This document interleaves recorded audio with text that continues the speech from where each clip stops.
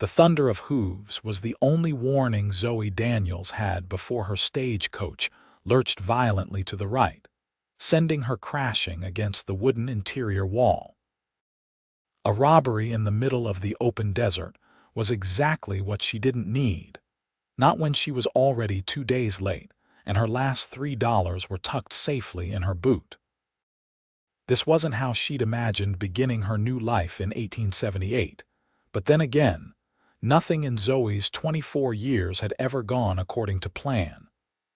"Ladies and gentlemen, please remain calm," the driver called out as the coach finally rolled to a stop, dust billowing through the small windows.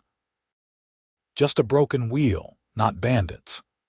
Zoe exhaled slowly, smoothing down her simple blue dress, the nicest one she owned, and peered out at the barren landscape of western Utah Territory.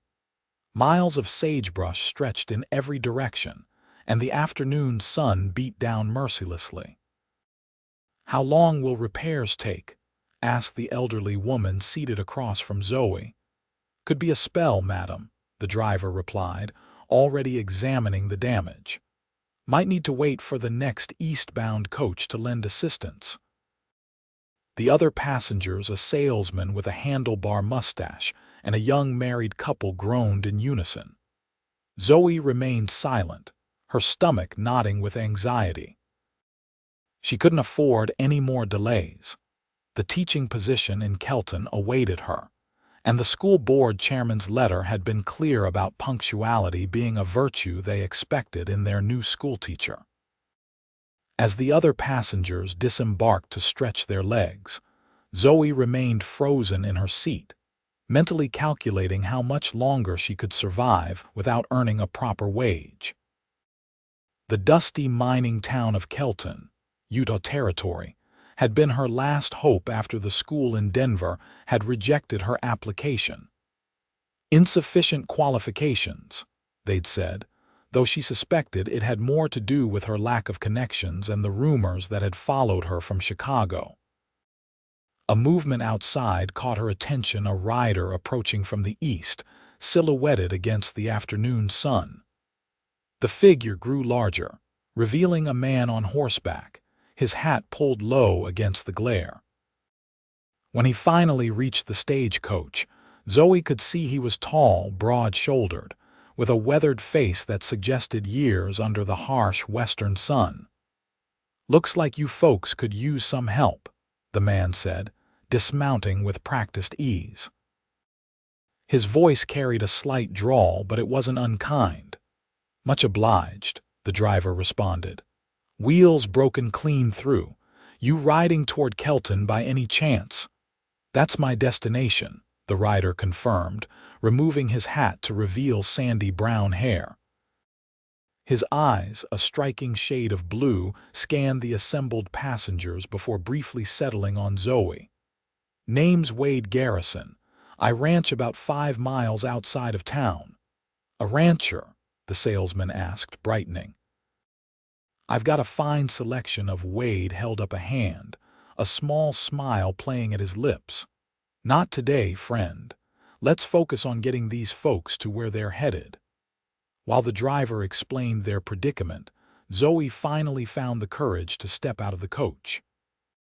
The desert heat hit her immediately, and she regretted not bringing her parasol and her hand luggage. Her trunk, secured to the top of the stagecoach, contained most of her worldly possessions, including the teaching materials she'd carefully collected over the years. Wade was examining the broken wheel, his expression thoughtful. "I can ride ahead to town, bring back help and tools. Shouldn't take more than a few hours." The driver nodded gratefully, but the elderly woman spoke up. "I simply cannot wait that long in this heat. My constitution won't allow it."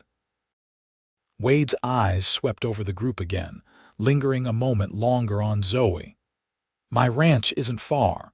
You're welcome to wait there in comfort while I fetch help from town." The other passengers readily agreed, but Zoe hesitated. Her mother's warnings about strange men and frontier dangers echoed in her mind, yet the alternative, baking in the desert sun, seemed worse. "Miss," Wade addressed her directly, "it's perfectly safe. My housekeeper, Mrs. Abernathy, will be there."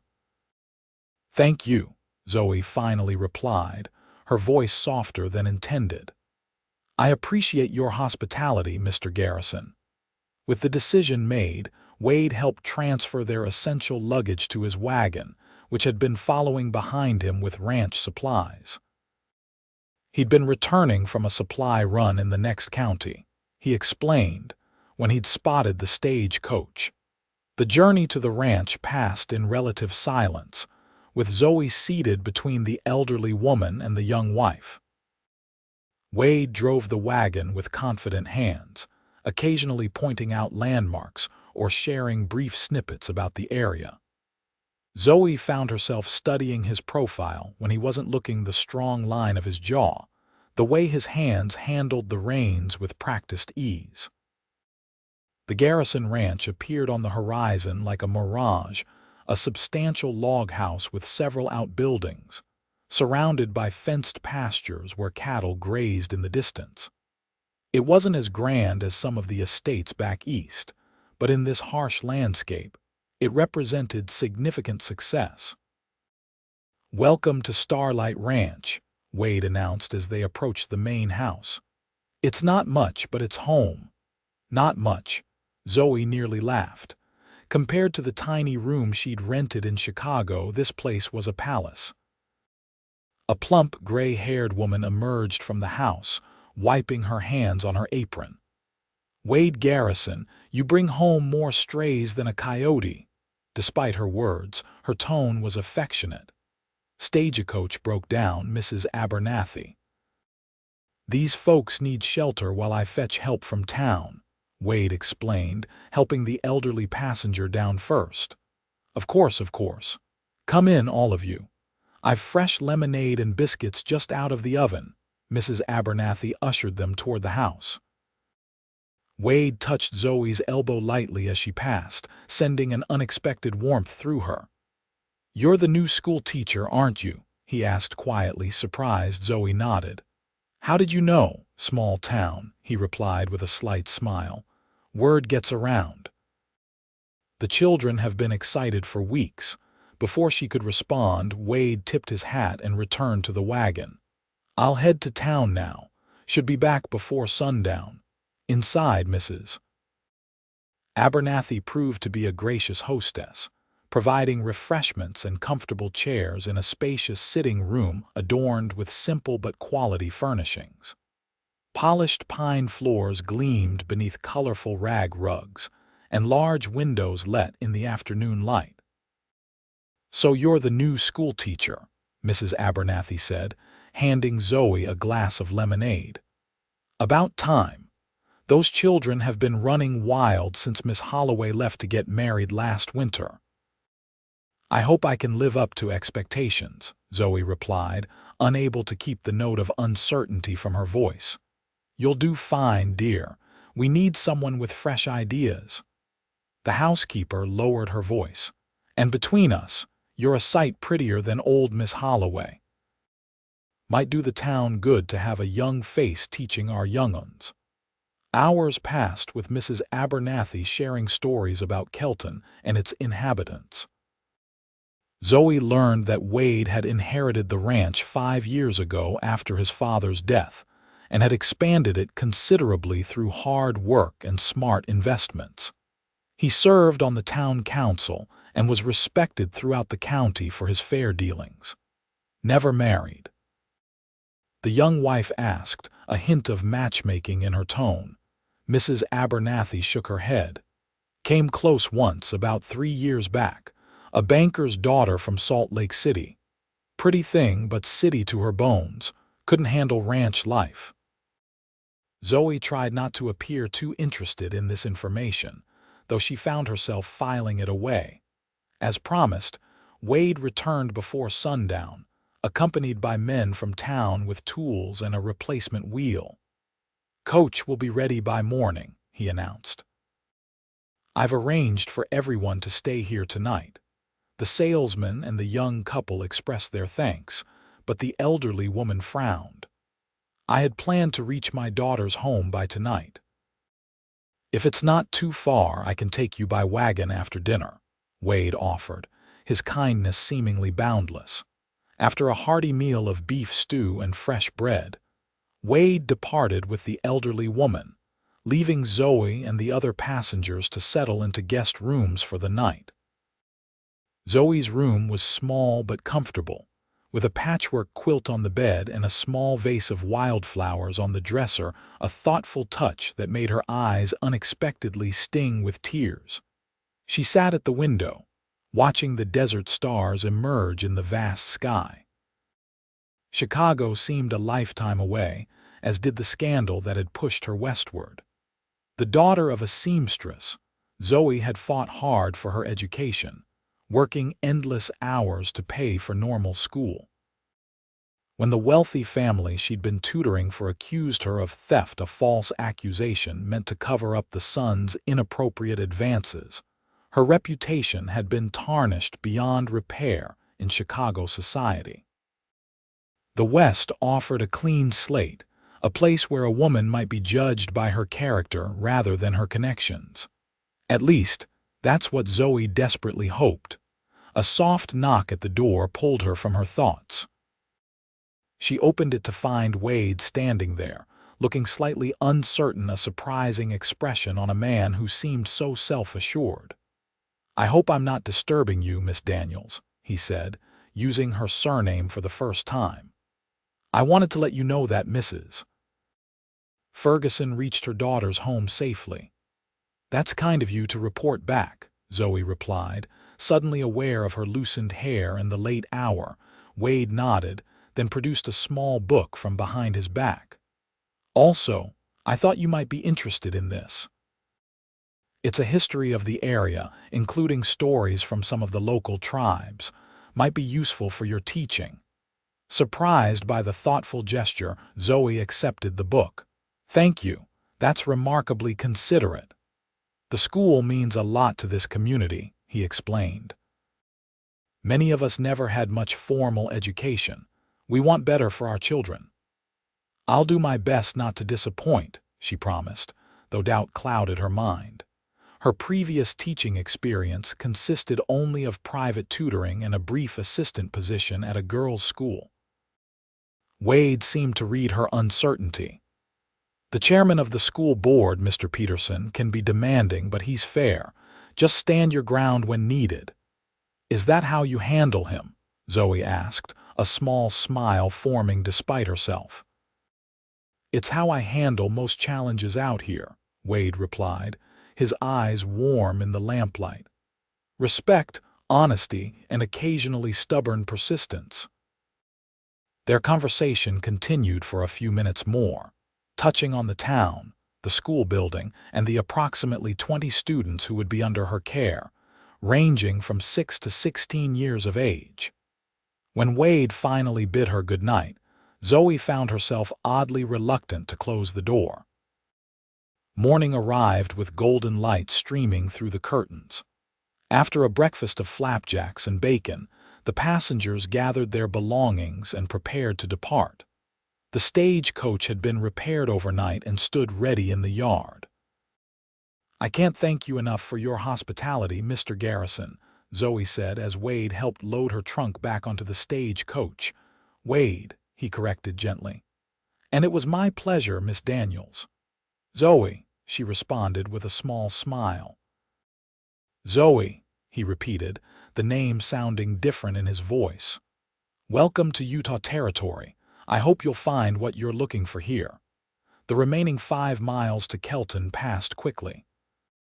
As the stagecoach crested a hill, the town came into view, a collection of wooden buildings straddling the Central Pacific Railroad tracks. Though small, it appeared more established than Zoe had feared, with a proper main street, several businesses, and even a small church spire rising above the other structures. The stagecoach deposited her in front of the Kelton Hotel, a 2-story building with a wide porch and peeling paint. Mr. Peterson, the chairman of the school board, was waiting for her arrival, a tall, stern-looking man with spectacles and a salt and pepper beard. "Miss Daniels," he said, his tone clipped. "You're late." "Yes, sir, I apologize. There were delays with." He held up a hand to stop her. "No matter now. The school term starts in 3 days. I trust you're prepared." "Yes, sir," Zoe replied with more confidence than she felt. "Good. Mrs. Peterson has prepared rooms for you above the millinery shop.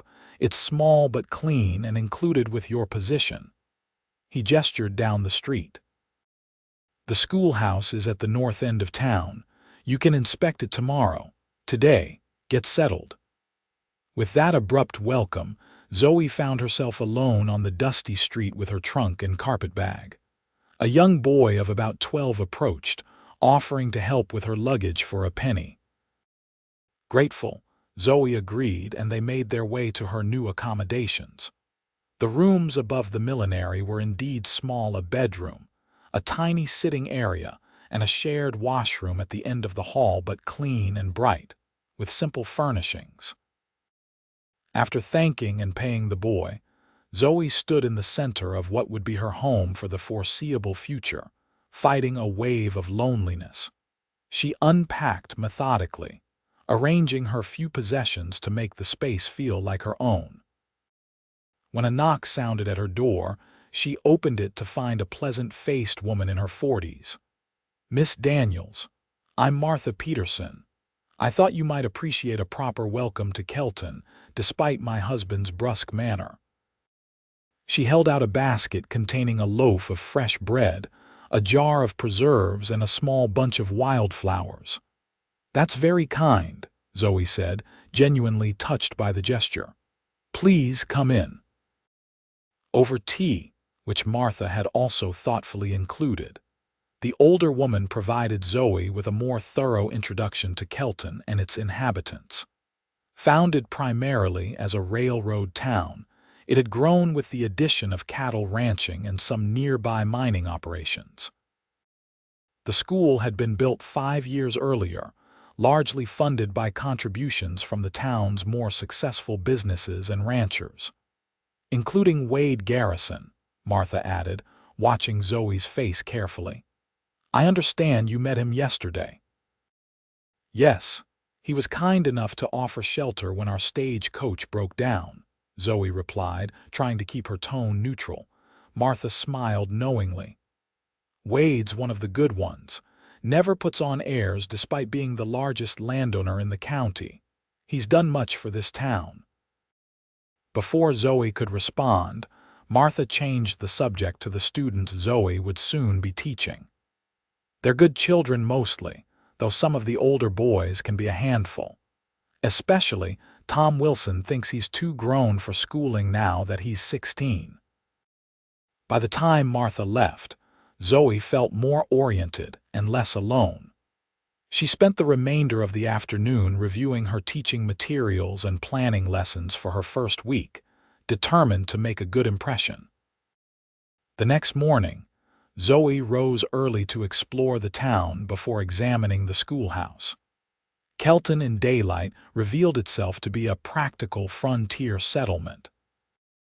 The main street featured a general store, a bank, a saloon which Zoe passed with averted eyes, the hotel, a small restaurant, the millinery below her rooms, a barber shop, and a few other businesses. Side streets held modest homes, and in the distance, she could see the railroad station that served as the town's primary connection to the wider world. The schoolhouse stood on a slight rise at the north end of town, a simple white clapboard building with a small bell tower. Inside, Zoe found a single large room with rows of wooden desks facing a teacher's desk on a raised platform. A pot-bellied stove occupied one corner, and bookshelves lined the back wall, though they contained disappointingly few volumes. A slate blackboard covered most of the front wall, and to Zoe's delight, there were maps rolled up in a corner stand. The room smelled of chalk dust and old wood, and despite its simplicity, it filled her with purpose. This would be her domain, where she could finally prove her worth. She was examining the sparse supply cabinet when the door opened behind her. Turning, she found Wade Garrison filling the doorway, his tall frame silhouetted against the bright morning light. "Good morning, Miss Daniels," he said, removing his hat as he stepped inside. "I hope I'm not intruding." "Not at all," Zoe replied, inexplicably flustered by his unexpected appearance. "I'm just familiarizing myself with the schoolhouse." Wade glanced around the room. "It's not much compared to Eastern schools, I imagine."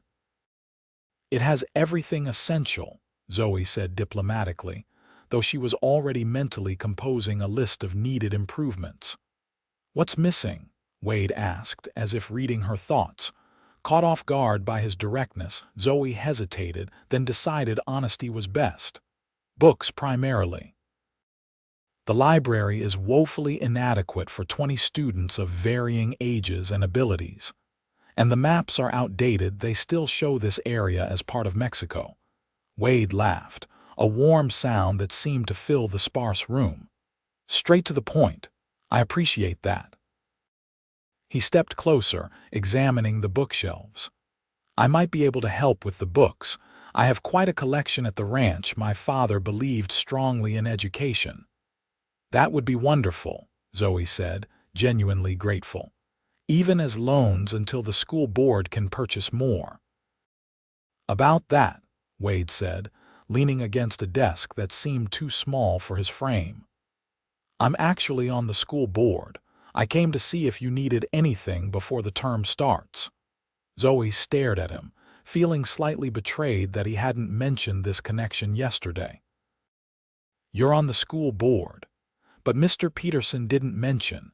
Albert Peterson likes to consider himself the sole authority on all matters related to the school," Wade explained with a half-smile.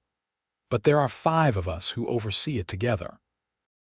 This new information required Zoe to recalibrate her understanding of the town's dynamics. "Then I should tell you, Mr. Garrison, that beyond books and maps, this school needs a proper water pump. Carrying water from the town well daily will be impractical, especially in winter." Wade nodded, looking impressed rather than offended by her forthrightness. "I'll bring it up at the next meeting. And please, continue calling me Wade.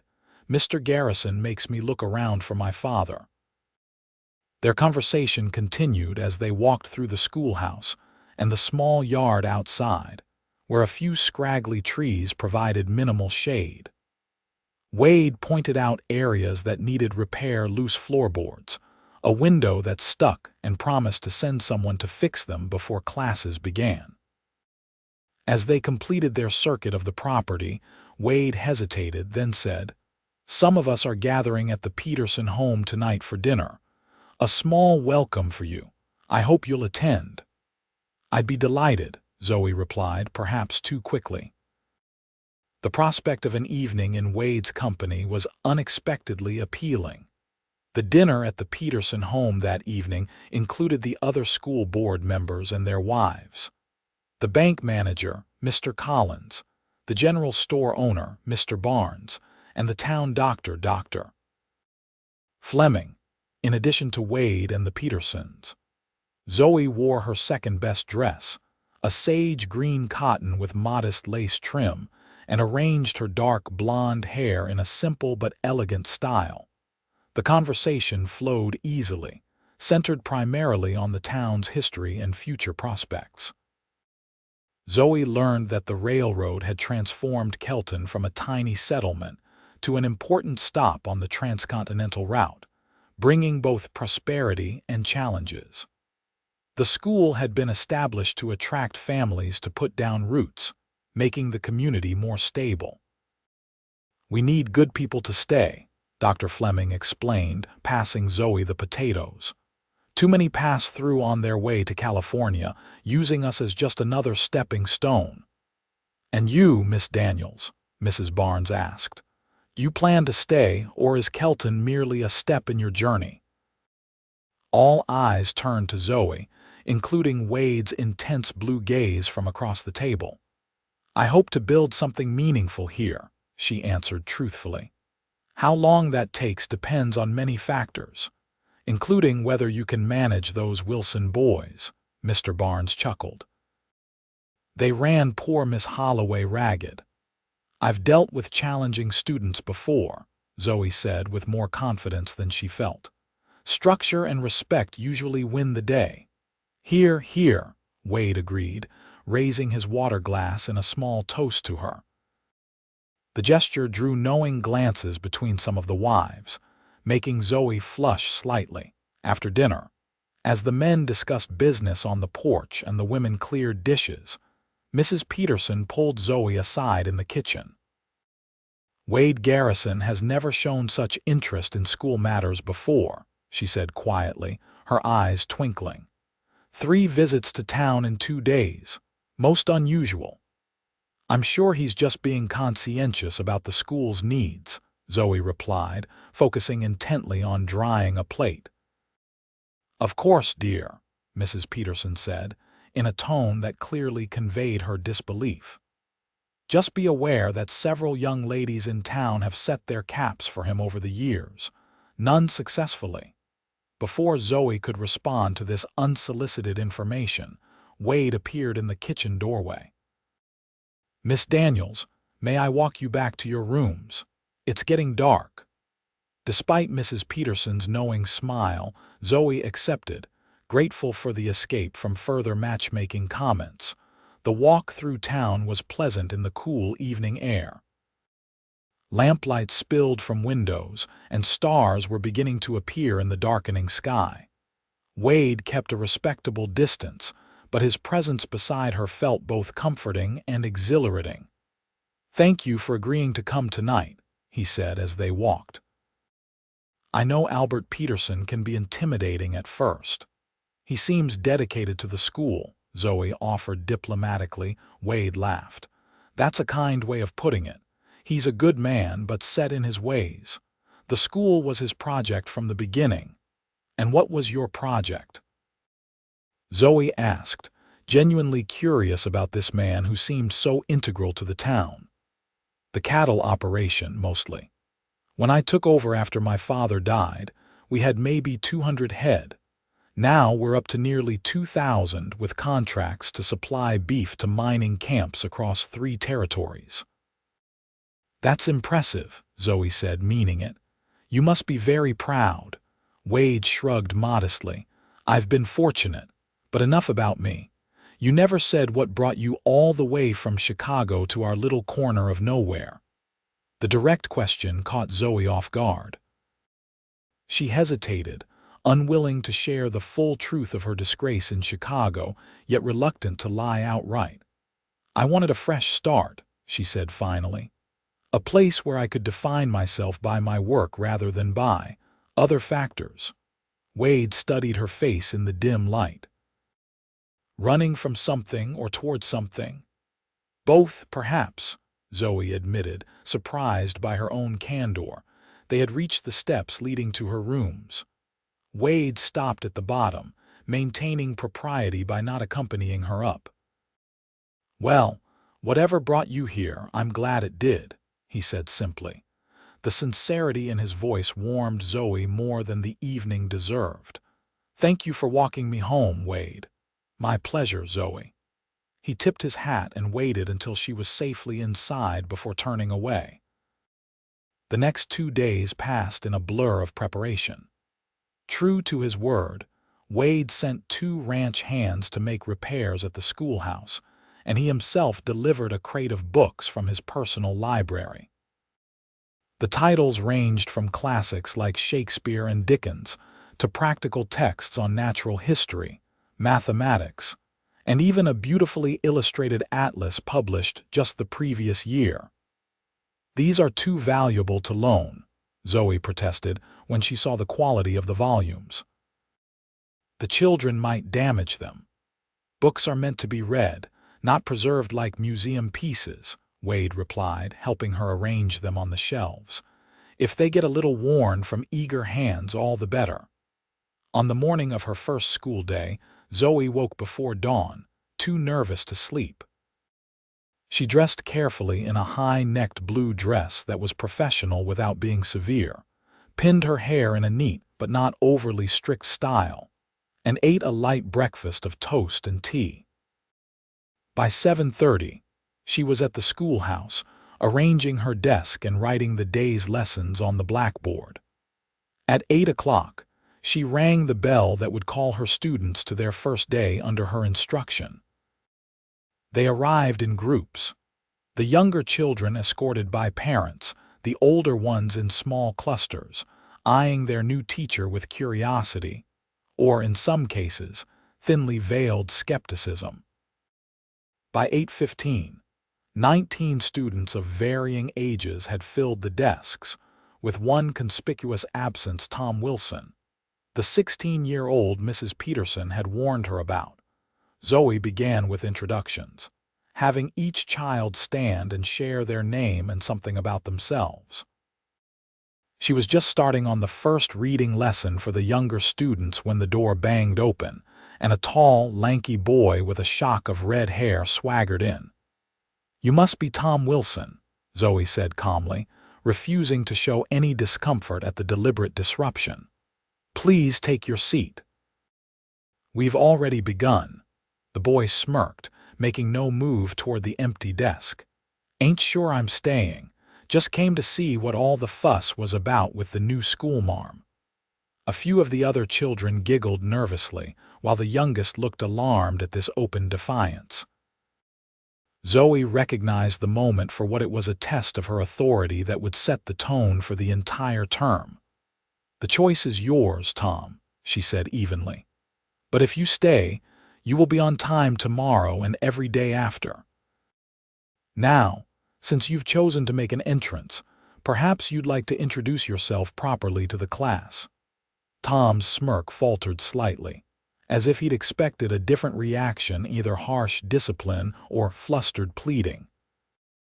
After a moment's hesitation, he slouched toward the empty desk, mumbling, "You already know who I am."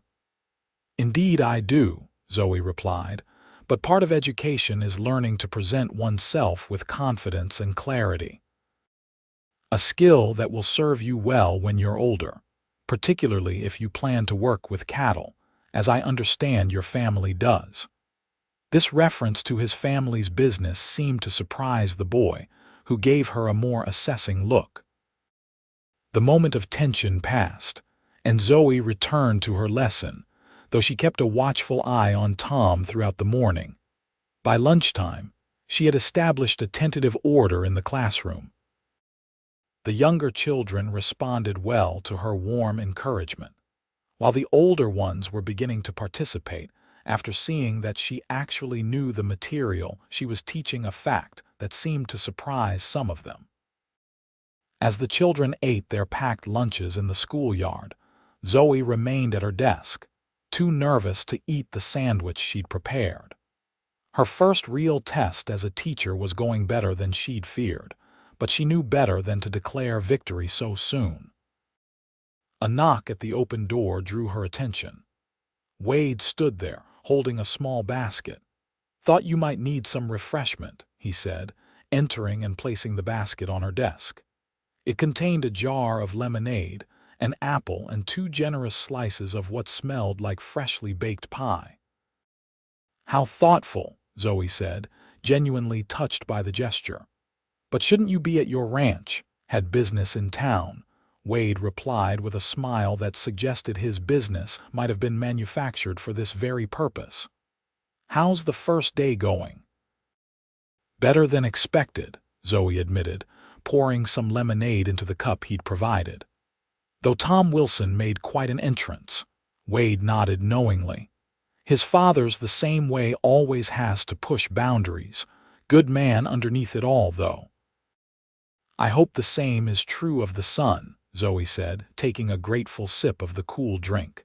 "Just be firm and fair. He'll come around." Wade glanced out the window at the children playing in the yard. "They all will. You've got something special about you, Zoe Daniels." The comment, delivered so casually, caught her off guard. "I'm just doing my job," she demurred. "No," Wade said, his blue eyes serious now. "You're doing more than that. I watched you with the little Harper girl this morning when her mother dropped her off crying. You made her feel safe and important in less than a minute." Zoe hadn't realized Wade had been observing the schoolhouse that morning. The thought of his attention both unnerved and pleased her. "Children need to feel secure before they can learn," she said simply. Wade studied her face for a moment longer than necessary, then seemed to recollect himself. "Well, I should let you finish your lunch in peace. Good luck with the afternoon lessons." As he turned to leave, Zoe called after him, "Thank you for the books. The children were thrilled with them." He paused at the door, a smile warming his features. "My pleasure. Perhaps you might visit the ranch this weekend. I have more volumes that might be suitable, and Mrs. Abernathy has been asking after you." "I'd like that," Zoe replied, perhaps too quickly, but Wade's answering smile told her he was pleased with her enthusiasm. The first week of school established a pattern. Zoe rose early each day, prepared her lessons, and rang the school bell promptly at 8. The children gradually adjusted to her teaching style, firm but encouraging, demanding but fair.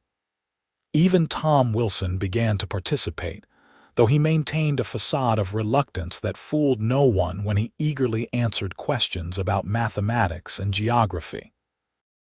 On Saturday morning, Wade arrived with his wagon to escort Zoe to the ranch as promised.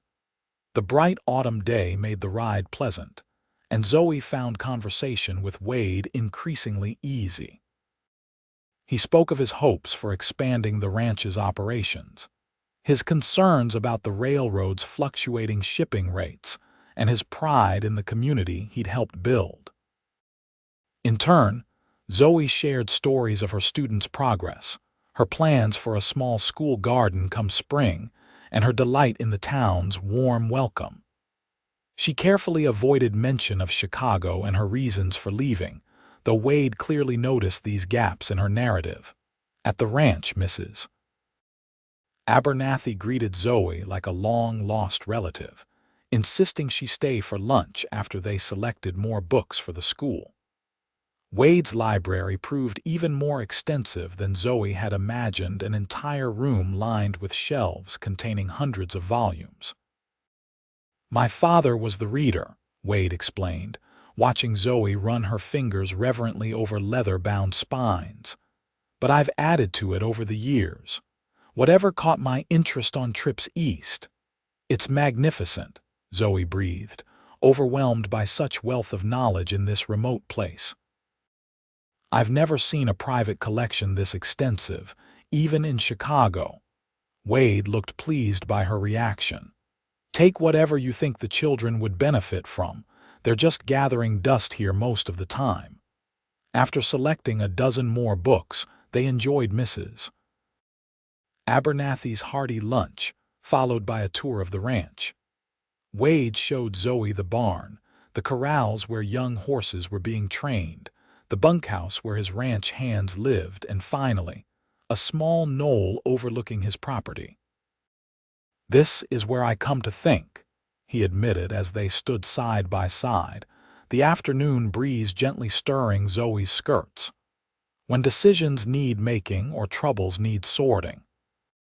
"It's beautiful," Zoe said, taking in the vista of rolling grasslands, distant mountains, and the ranch buildings nestled in the valley below. "I can see why you love it here." Wade turned to look at her, his expression unreadable. "It wasn't always easy to love. When my father died and left everything to me, I was barely 23. The responsibility felt crushing at times. Yet you've thrived," Zoe observed. "The town speaks of you with respect." A shadow crossed Wade's face. "Not everyone. There are those who think I've overreached, a young man with too much ambition." "The same could be said of me," Zoe replied quietly. "A woman alone, presuming to shape young minds." Wade's expression softened. "Is that what drove you from Chicago, people who thought you were overreaching?" The direct question caught Zoe off guard, and she found herself answering more honestly than she'd intended. In part, there was an incident. A wealthy family accused me of theft when I rejected their son's inappropriate advances. No one believed my side of the story. Wade's jaw tightened. Their loss is our gain, then. The simple statement, delivered with such conviction, warmed Zoe from within. For the first time since the scandal, she felt truly believed. As autumn progressed into winter, Zoe settled into life in Kelton. Her students made steady progress. The school board expressed satisfaction with her methods, and she gradually became part of the community's fabric. She joined the Ladies' Aid Society, attended church socials, and even played the piano for a small Christmas pageant in December. Through it all, Wade Garrison remained a constant presence. Though never improper, his attention was noticeable enough to spark gentle teasing from Martha Peterson and knowing glances from other townswomen. He frequently found reasons to visit the school, delivering more books, checking on building repairs, or simply bringing Zoe fresh apples from his orchard. For her part, Zoe tried to maintain a professional distance, mindful of her position as the town's teacher and the expectations for her behavior. But her heart increasingly betrayed her, quickening whenever Wade entered a room or when his hand occasionally brushed hers as they walked side by side. Winter in Utah Territory proved harsh, with heavy snows that sometimes kept the school closed for days.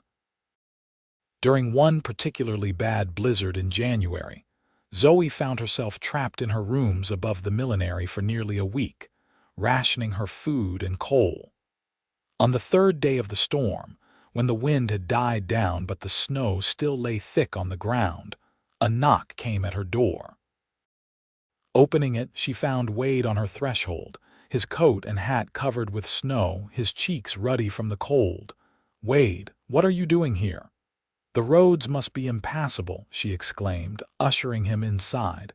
"Came on horseback," he explained, stamping snow from his boots. "Brought supplies." "Mrs. Peterson was worried about you being stuck alone." He produced a sack containing bread, preserved fruits, cheese, and a small sack of coffee beans, luxuries that made Zoe's eyes widen. "This is too generous. I was managing quite well." "Your chimney's barely smoking," Wade observed, glancing toward her small stove where only the faintest heat emanated. "You're rationing coal, aren't you?" "Caught." Zoe nodded reluctantly. It seemed prudent, not knowing how long the storm might last. Without another word, Wade departed, returning 20 minutes later with a large bucket of coal from the supply kept at the general store. "Mr. Barnes sends his compliments and says to come get more when this runs out." "I can't possibly accept," Zoe began, but Wade cut her off gently. "You can and you will. We look after our own here in Kelton. Our own." The words lingered in Zoe's mind long after Wade had departed, having stayed only long enough to build up her fire and ensure she was comfortable. She belonged somewhere now, was considered one of their own. The realization brought tears to her eyes as she prepared a cup of the coffee Wade had brought her first in days.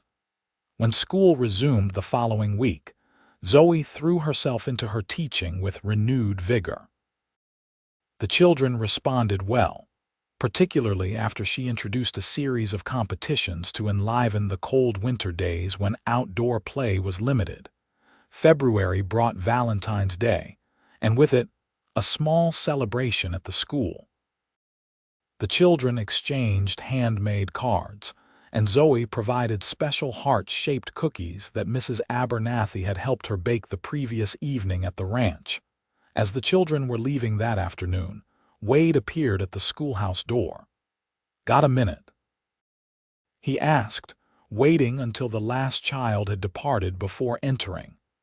"Of course," Zoe replied, gathering papers from her desk to hide her sudden nervousness.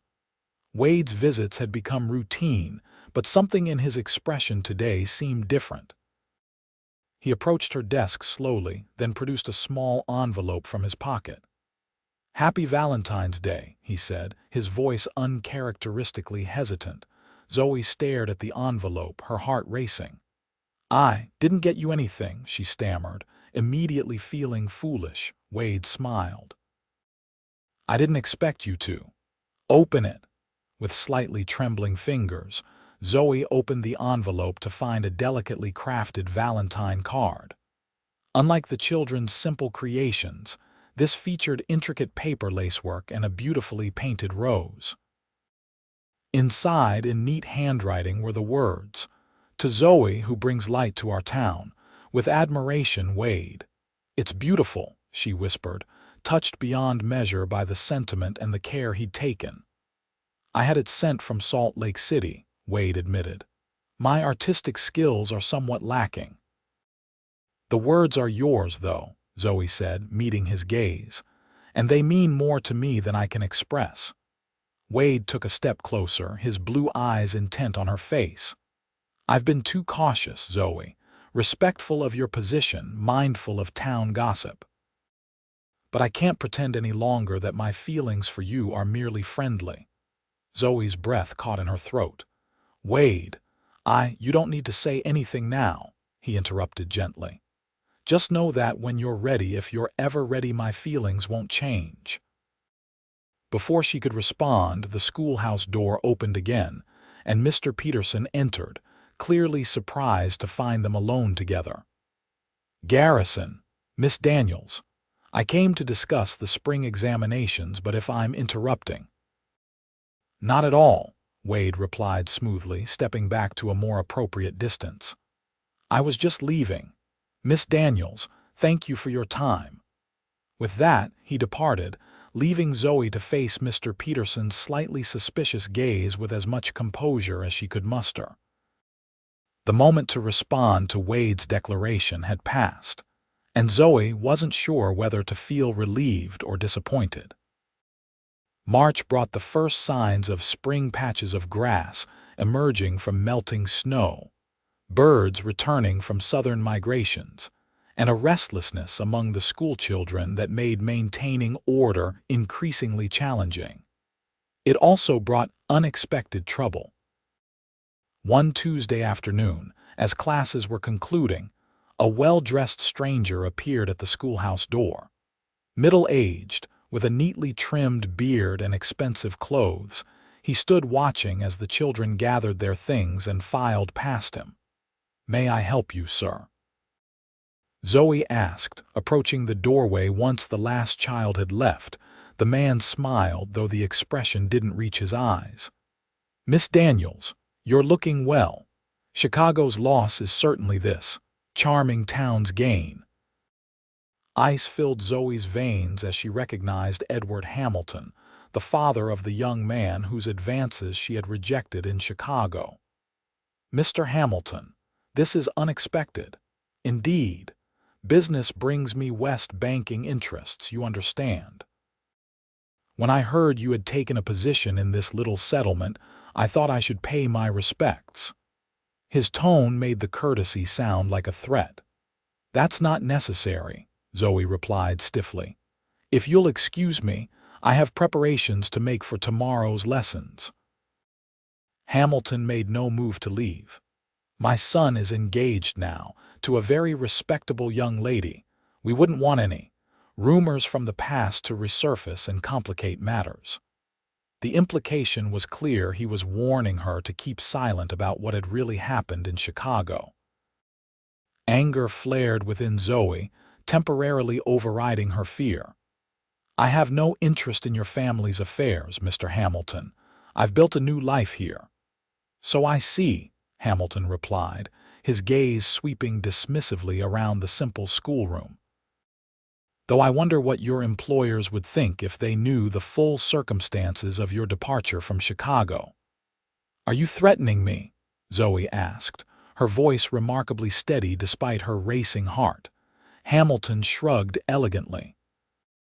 "Merely observing that reputations are fragile things, especially for a woman alone. Good day, Miss Daniels." He turned and left, leaving Zoe trembling with a mixture of anger and dread.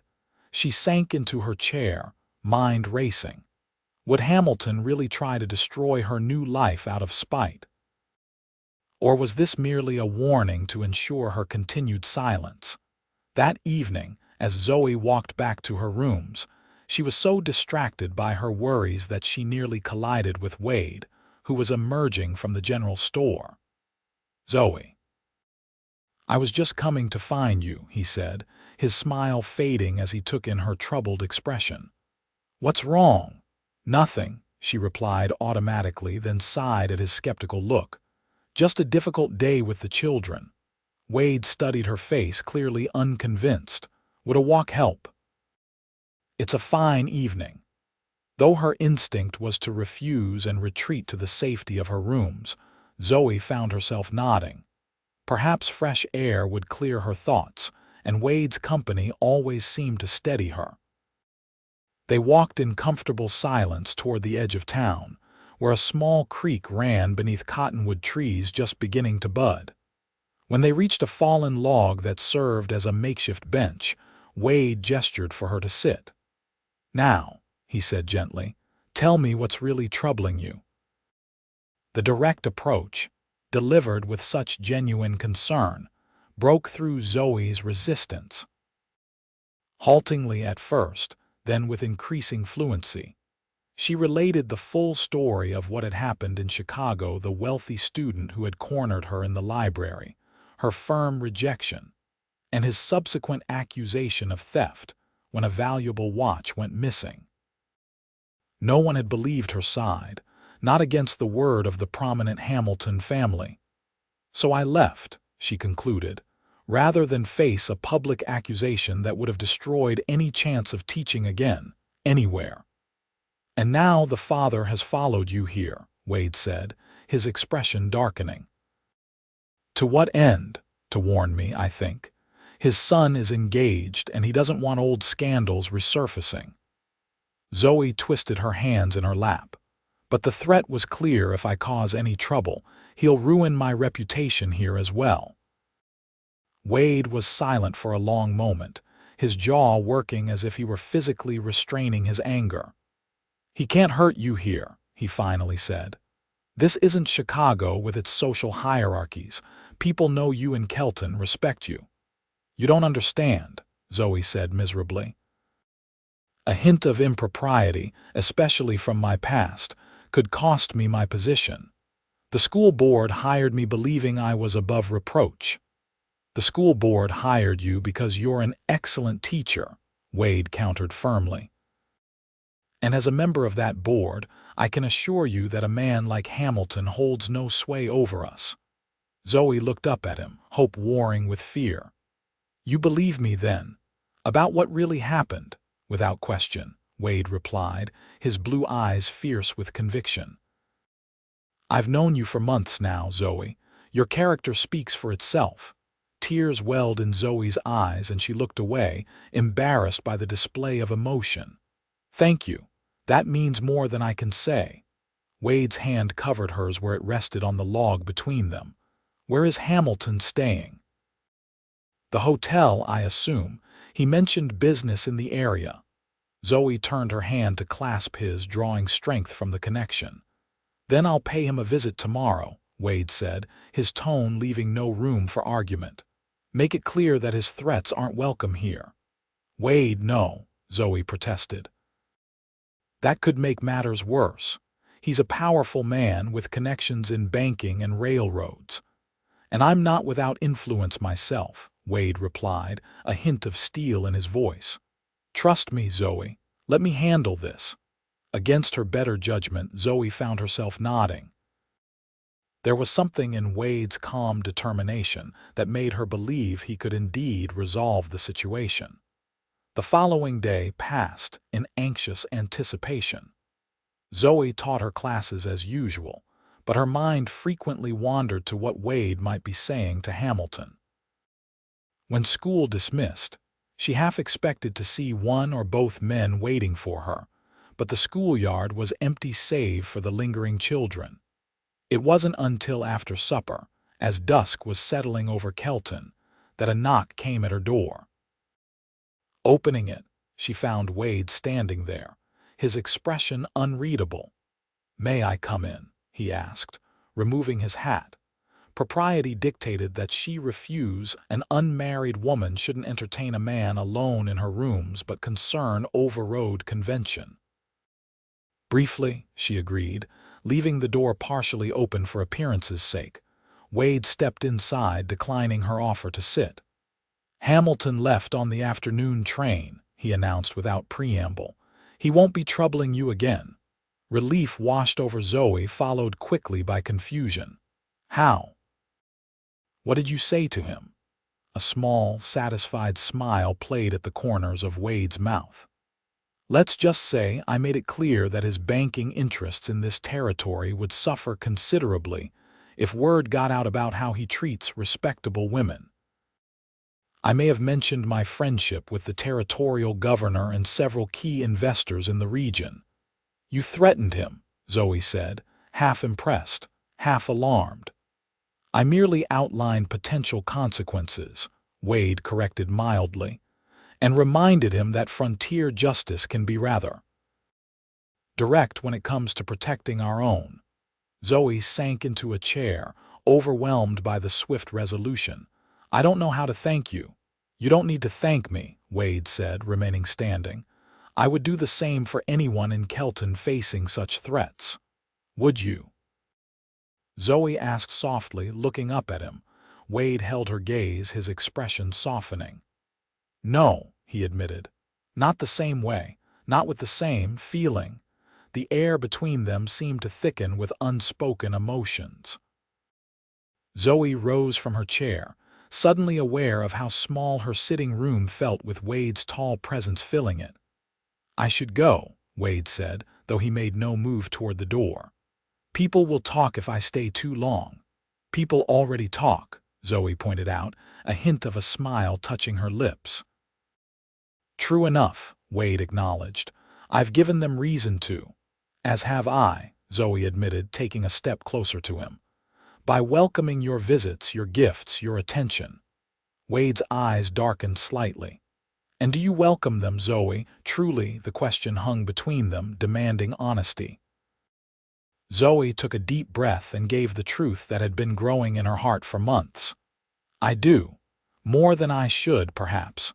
"There is no should here," Wade said, closing the remaining distance between them. "Only what we feel." When his hands gently cupped her face, Zoe knew she should step back, maintain the proper distance that her position as schoolteacher demanded. Instead, she leaned into his touch, her eyes closing briefly at the warmth of his palms against her cheeks. "Zoe," Wade murmured, her name a question and an affirmation all at once. She opened her eyes to find his face close to hers, his expression a mixture of tenderness and restraint. "Yes," she whispered, answering the unasked question. His lips met hers softly at first, then with growing certainty as she responded.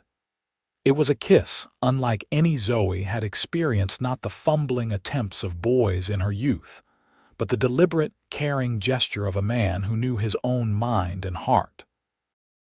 When they finally parted, Wade rested his forehead against hers, his breathing slightly uneven. "I've wanted to do that since the day you arrived in Kelton," he confessed. "That long?" Zoe asked, surprised and pleased by the admission. "Longer, I think," Wade said with a small laugh. "I was waiting for you before I even knew you existed." The romantic declaration should have sounded excessive, yet from Wade, it felt like simple truth. Zoe reached up to touch his face, tracing the line of his jaw with wondering fingers. "What happens now?" Wade captured her hand and pressed a kiss to her palm. "That depends on you. I know what I want, but your position in the town is more complicated." He was right, of course. As the schoolteacher, Zoe was held to higher standards of behavior than most. A relationship with Wade wouldn't necessarily be frowned upon. He was, after all, a respected property owner and community leader, but it would change how people saw her. "I need time," she said finally. Not to decide how I feel, I know that now, but to consider what it means for my work, my independence. Wade nodded, understanding in his eyes. Take all the time you need. I'm not going anywhere, Zoe. He stepped back then, reclaiming his hat from where he'd placed it on her small side table. For propriety's sake, I should go. But know this, whatever you decide, my feelings won't change. After Wade left, Zoe stood motionless in the center of her sitting room, her lips still tingling from his kiss, her mind racing with possibilities and concerns. She had come to Kelton seeking a fresh start, a place to rebuild her life on her own terms. Did loving Wade Garrison fit within those terms? Or would she be trading one form of dependence for another? Spring advanced into summer, bringing longer days and the end of the school term. Wade respected Zoe's request for time, maintaining a friendly but slightly more reserved manner in public. Their private moments were few, a brief conversation after church, an occasional chaperoned walk in the early evening, but each reinforced the connection they'd acknowledged that night in her rooms. On the last day of school, after the children had received their marks and departed for summer freedom, Zoe remained in the empty classroom, reflecting on her first year in Kelton. She had accomplished much. All her students had advanced appropriately. Even Tom Wilson, who had grudgingly admitted that school ain't as useless as I thought. The sound of boots on the wooden floor drew her attention to the doorway, where Wade stood watching her. "Congratulations," he said, entering and placing a small bouquet of wildflowers on her desk. "The whole town is talking about what a successful year it's been."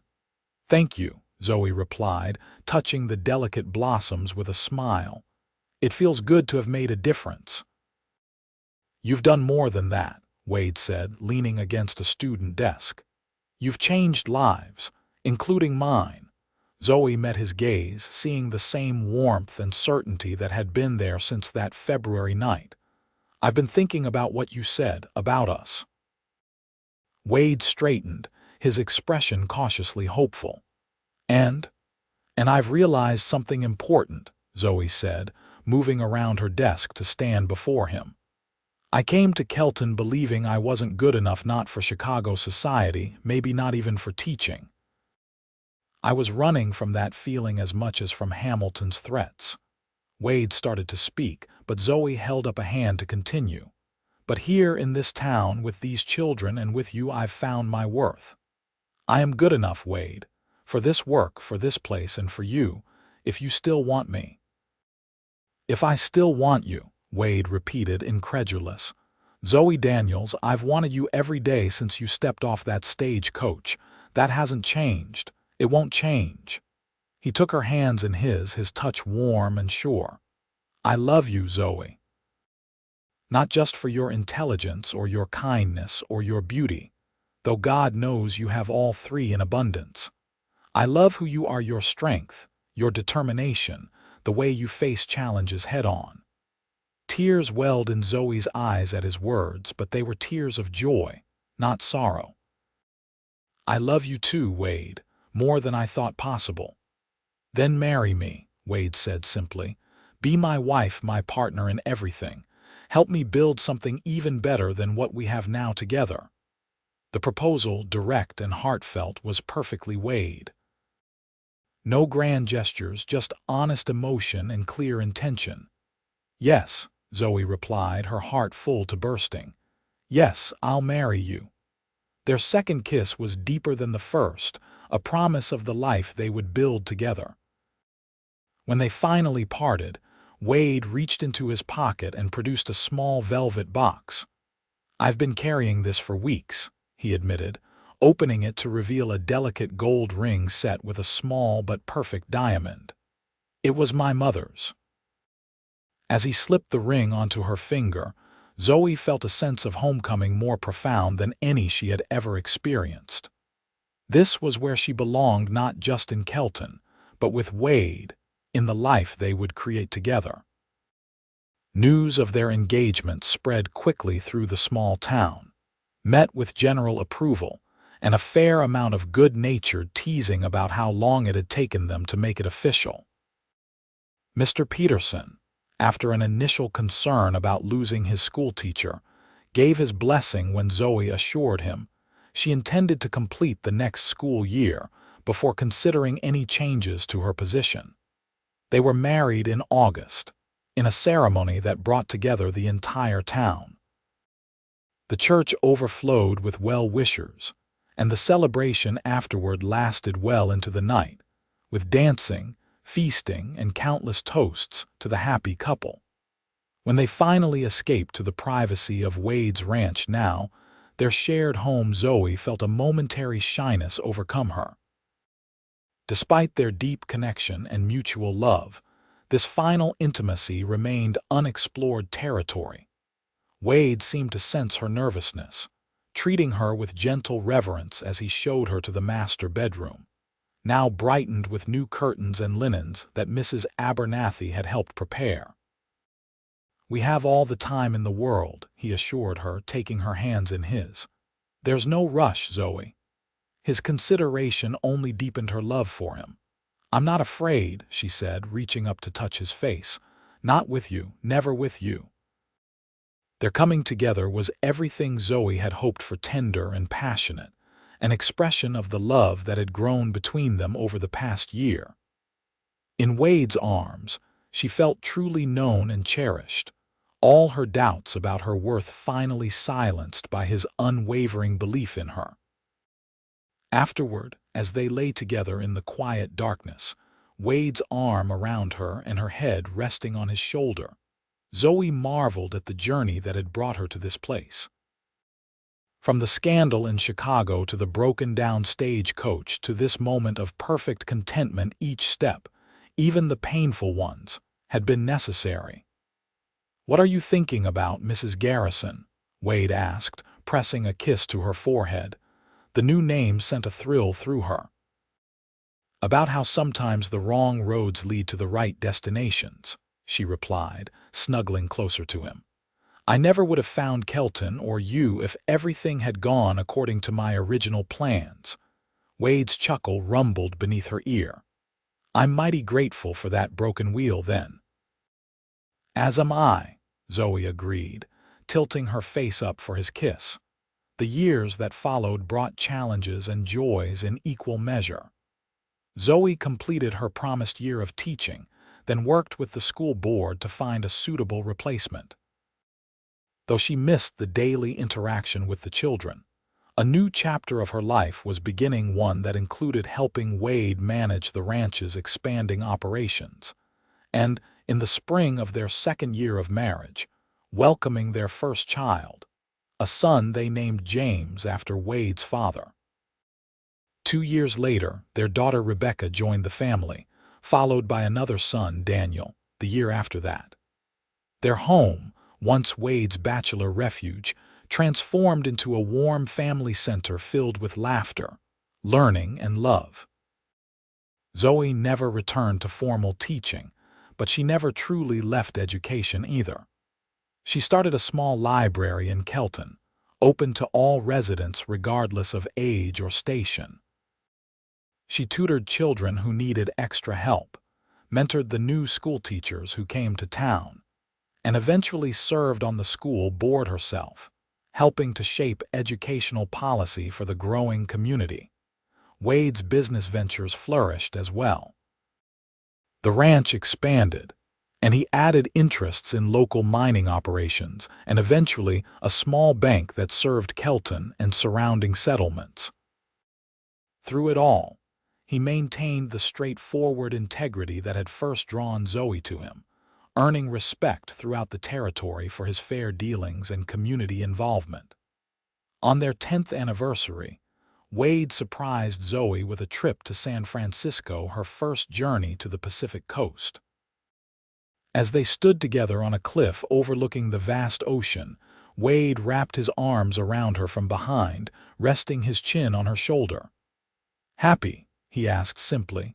Zoe leaned back against his solid strength, watching the waves crash against the rocks below.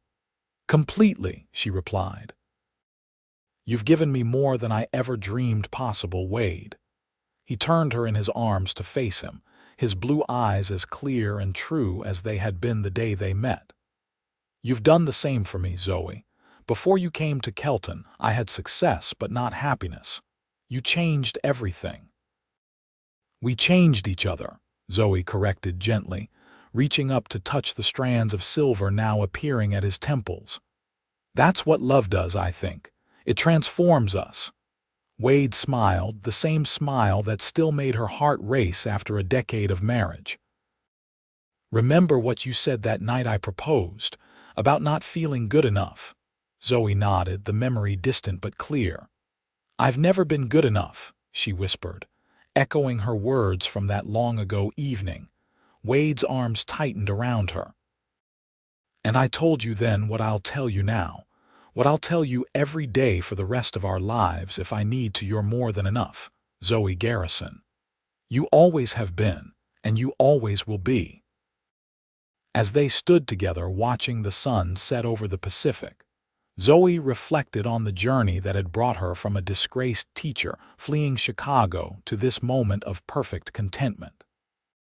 The road had not always been smooth, but each twist and turn had led her exactly where she was meant to be, in the arms of the man who had seen her worth from the very beginning, building a life richer and more fulfilling than any she could have imagined.